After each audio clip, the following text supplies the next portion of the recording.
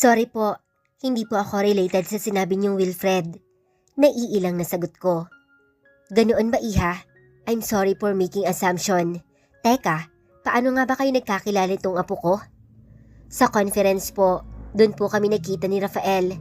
Iyon ang natatandaan ko na dapat kong isagot kapag tinanong kami kung saan kami nagkakilala. Nasisiyahan namang napangiti ang mga kaharap namin. Are you also running a business? Tanong din ng mami ni Rafael. Hindi ko alam ang sasabihin. Natural ay ini-expect nila na tulad nila ay galing din ako sa mayamang pamilya. Hindi ko na maalaman kung sino ang sasagutin ko sa dami ng tanong nila. Mahirap pala talagang magsinungaling. Sigurado akong hindi ko mapapanindigan kung sasabihin ko sa kanilang isa din akong mayaman. Kasinungalingan na ang palabas naming relasyon ni Rafael. Siguro naman ay hindi ko na dapat pang dagdagan iyon. Nang hindi na ako makasagot ay saka nagsalita si Rafael. Ma'am, Lolo, baka naman iwan ako nitong si Angela sa dami niyong tanong. Isa lang po akong simpleng babae. Hindi po ako nanggaling sa mayamang pamilya tulad ng inaasahan nyo. Lakas loob na amin ko. Bigla ay natahimik silang lahat. Iniwasan ko namang tingnan si Rafael sa takot na baka galit siya. Simple lang pong pamumuhay sa probinsya ang pamilya ko at isang hamak na empleyado lang po ako. Bahala na kung hindi nila ako matanggap. Wala na rin namang saysay kung magsisinungaling ako sa pagkatao ko. Tutal, pareho naman kami ni Rafael na hindi handang humarap sa pamilya niya ngayon. Wala pa ring nagsasalita sa kanila. Ang lolo at lola ni Rafael ay nakamatsid sa akin habang ang mami naman niya ay nakatiim ang labing sumulyap sa asawa. As usual ay seryoso pa rin ang daddy ni Rafael. Sinulyapan ko si Rafael sa tabi ko. Inaasahan ko nang galit siya sa akin ngayon. Sakto naman na lumapit sa amin ang waiter na may dalang serving trolley. Inilapag niya sa tapat ko ang pagkain at parang bumaliktad ang sikmura ko sa amoy niyon. Mabilis kong itinakip ang kamay ko sa bibig para pigilan ang pagduwak. Nanlalaki naman ang mga matang napatingin sa akin ang Lola Elena ni Rafael. Excuse me po, I'll just go to the restroom. Iyon lang at patakbo na ako nagtungo sa restroom. Iniwan ko ang mga kasamahan ko sa table na nagtataka. Pawis na pawis ako sa pagsusuka sa CR. Ngunit ang isip ko ay nakatuon pa rin sa mga sinabi ko sa pamilya ni Rafael. Matanggap kaya nila ako? Nakakahiya kay Rafael. Effortless na nagustuhan siya ng pamilya ko. Ano na kaya ang mangyayari sa kasunduan namin kapag tumutol sa akin ang pamilya niya? Nang kumalma na ang tiyan ko, ay saka ako nagdesisyon lumabas ng restroom. Hindi ko inaasahan na naroon si Rafael sa labas at naghihintay sa akin. Taliwa sa inaasahan ko. Wala ang galit sa kanyang mga mata. Nagulat pa ako nang iabot niya sa akin ang panyo niya. Nag-aalangan na tinanggap ko iyon at ipinunas sa noo ko na may mga butol ng pawis dahil sa pagsusuka. Sorry, nakatungo at mahinang usal ko. For what? Tanong niya. Noon ko siya tiningnan at may nabasa ako sa mata niya na hindi ko matukoy. Naroon din ang pag-aalala niya. Are you okay now? Okay na ako. Nahihiya ako sa'yo. Hindi ko pa kasi nababasa yung binigay mo sa akin, kaya inamin ko na ang pagkatao ko. Paano kung hindi nila ako magustuhan? Angela, iha. Nabosesan ko ang Lola Elena ni Rafael na sumunod na pala sa amin. Nag-aalalang nilapitan niya ako. Are you okay? Kanina ka pa naming hinihintay. The food is ready. Ang mga mata niya ay mataman kong pinagmasdan. Okay lang po ako. Hindi ko magawang salubungin ang tingin niya. Lola, Angela is not feeling well. Baka umuwi na kami. Nonsense, Rafael. Putol niya sa apo pagkatapos ay hinawakan ng dalawa kong kamay. Pinakatitigan niya ako, saka nagtanong. Tell me, iha, are you pregnant? What? Paano niya nahulaan? Napalunok ako ng laway. Hindi ako nilubayan ng mga mata niya at pakiramdam ko kapag nagsinungaling ako ay mabilis niyang malalaman. Yes po. Kay lakas ng tibok ng dibdib ko habang hinihintay ang magiging reaksyon niya. Sa pagkagulat ko ay napapalakpak pa siya sa tuwa. Thanks God. Sinabi ko na nga ba tama ako? Halika iha, Let's tell them the good news. Huwag kang matakot. I'm sure, matutuwa sila. Sinulyapan ko si Rafael na marahang napailing sa lola niya. You, rascal, halika nga dito at harapin mo kami ng lolo Miguel mo. Kailan mo babalak sabihin sa amin? Baling din sa kanya ng matanda at inakay ako pabalik sa table namin. Miguel, matutuwa ka sa balita nila sa'yo. Meron pa ulit? Natatawang tanong naman ng matanda. Come on, Angela, Rafael, tell them. Hinawakan ni Rafael ang nalalamig kong mga kamay. Bahagya siyang ngumiti sa akin, saka hinarap ang pamilya. Actually, Angela is pregnant.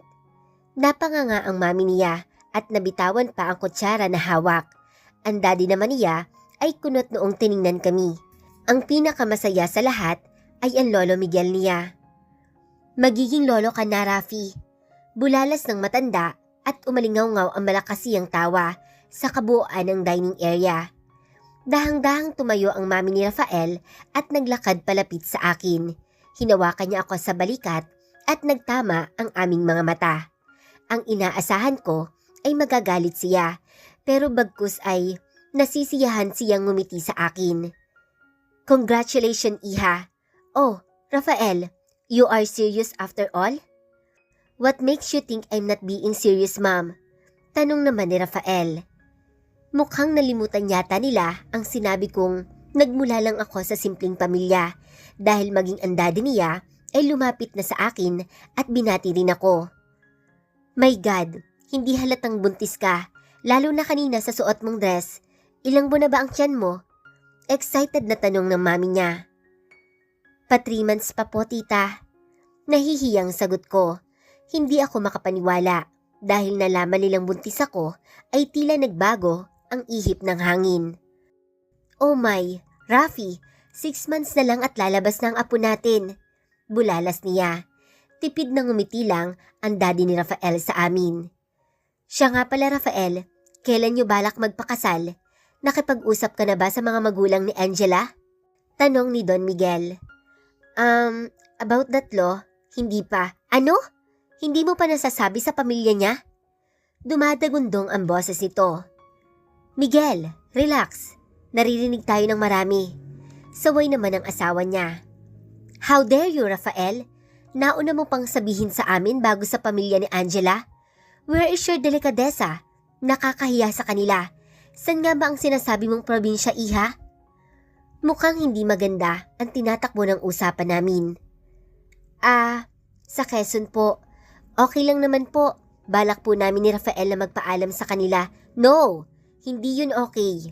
May lakas ng loob itong apo ko na buntisin ka pagkatapos ay hindi maharap ang magulang mo. This Saturday, babiyahe tayo sa Quezon at magpapaalam ng maayos.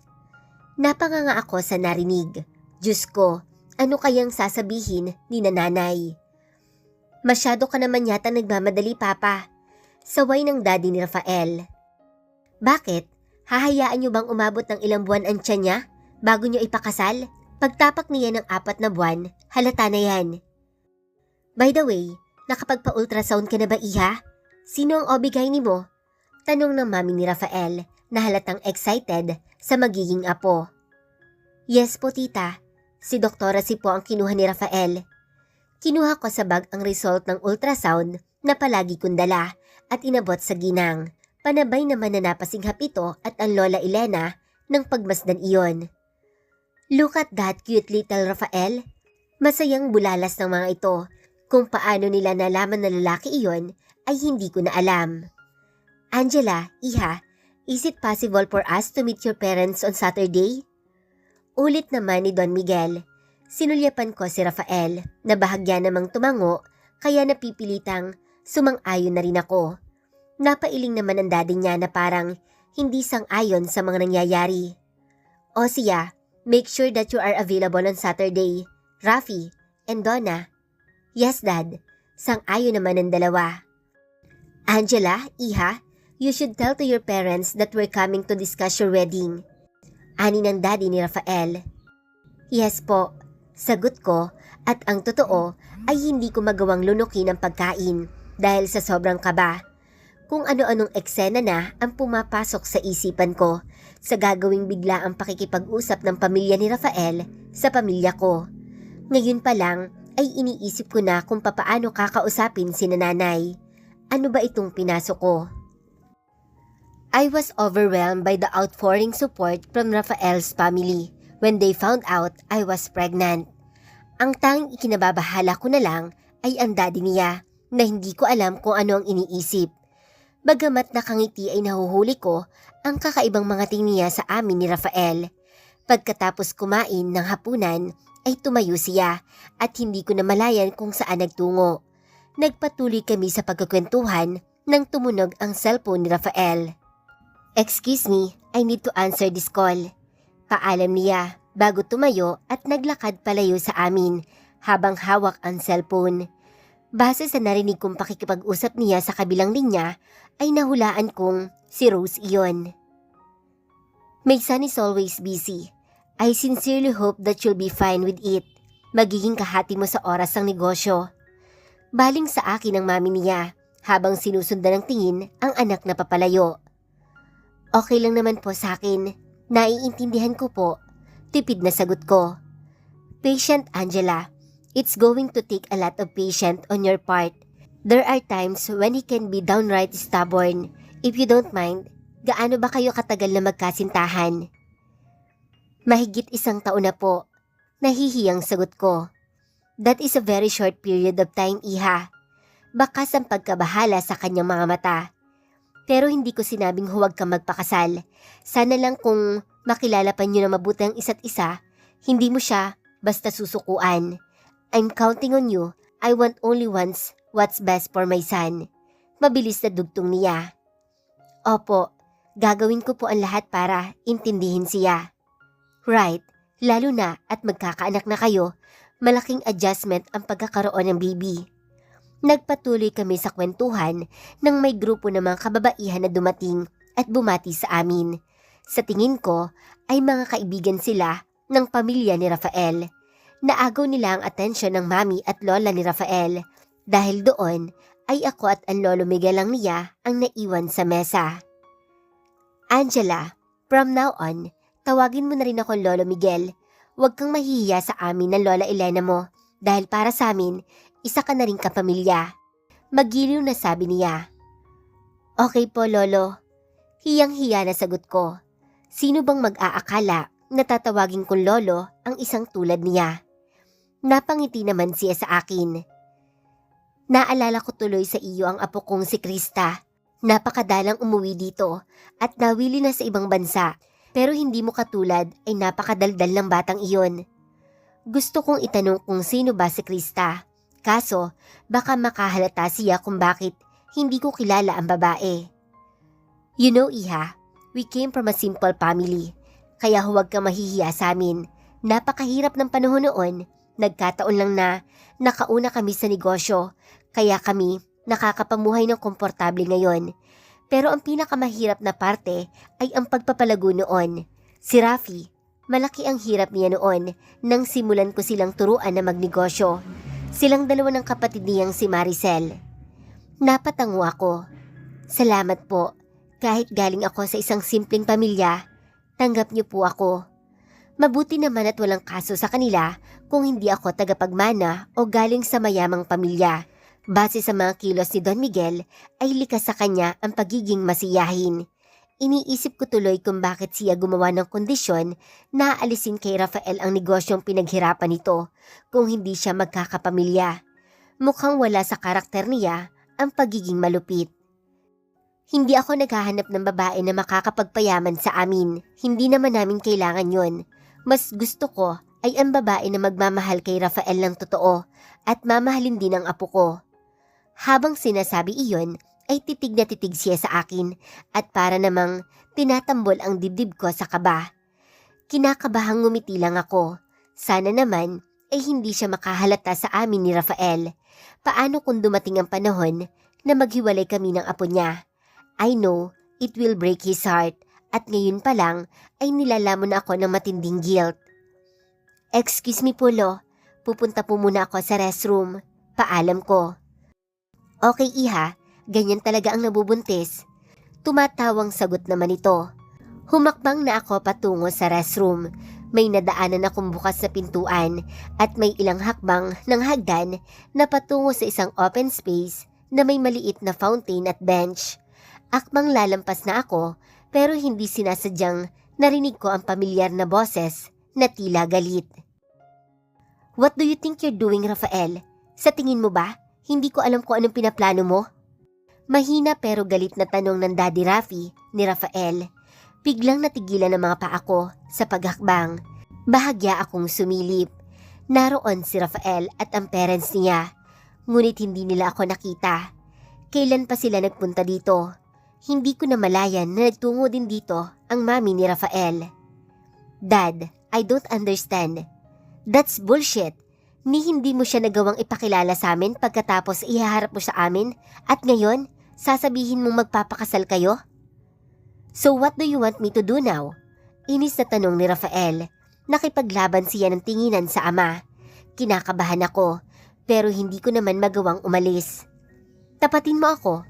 Totoo bang buntis siya? Dad, did you really think I will fabricate stories para mapaniwala si Lolo? Yes, kilala kita at alam kong gagawin mo ang lahat para sa sarili mong interes. In that case, I'm sorry to disappoint you, Dad, but she's really pregnant with my child. Rafi, Rafael, tama na. Baka may makarinig sa inyo nakakahiya. Awat ng mami ni Rafael sa dalawa. Gusto kong mapahiya dahil nagdududa pa rin pala sa amin ang daddy ni Rafael. Mukhang sa lahat ng kaharap namin, siya ang hindi namin basta-basta maloloko. What are you doing, Rafael? Natatakot ka? Are you threatened? Dahil ba ayaw mong mawala sa iyo ang milenya, kaya ka gumagawa ng mga ganyang kalokohan? Rafi, why can't you trust your son? Bakasang ka ba sa boses ng mami ni Rafael? Huwag ko lang malalaman na dahil sa milenya, kaya binuntis at inaya mong magpakasal ng babaeng yon, Rafael. You should never mess with people's emotion. That is not how I raise you. Nang mahulaan kong papalapit na sa pwesto ko ang daddy ni Rafael, ay mabilis akong tumalikod at naglakad pabalik sa lamesa. Gulong-gulo ang isip ko dahil sa narinig. Hindi pa man ako ganap na nakakaupo, ay naramdaman ko ang pagdating nila. Pilit akong ngumiti kay Rafael na maupo siya sa tabi ko. Kahit ang totoo, ay naiilang ako. Nakakunot naman ang noo niya at tila nag-iisip. Nagkwentuhan pa sila ni Don Miguel at ang daddy ni Rafael, habang ako naman ay tahimik lang na nakikinig. Pilit akong umaktong normal. Kahit pa ang totoo, ay nababahala ako sa mga mata ng daddy ni Rafael na palaging nakatuon sa akin. Nang sa wakas ay nagpasya na ang lahat na umuwi, ay sakalang ako nakahinga ng maluwag. Agad akong inalalayan ni Rafael sa pagtayo at hindi na umangal. Para akong napagod. Nakakapagod pala ang magpanggap. Hindi ko alam kung kailan ba matatapos ito o hanggang kailan pa ako tatagal na magsinungaling. Akala ko noon ay madali lang ang gagawin namin, pero ngayon ko napatunayan ang bigat na pinasok ko.